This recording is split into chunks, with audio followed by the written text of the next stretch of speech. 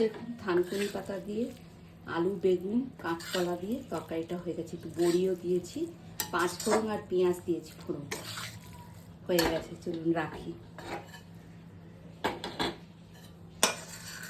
গরমের দিনে এরকম একটু তেতো তেতো তরকারি খেতেও ভালো লাগে।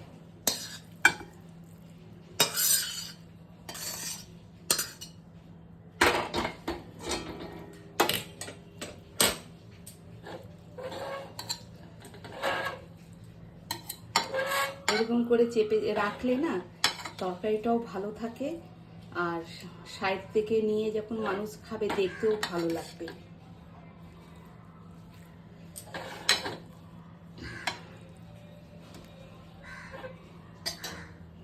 মাঝখানে এই বড়ি দিয়ে দিলাম আর কাঁচা লঙ্কা দিয়ে দিলাম।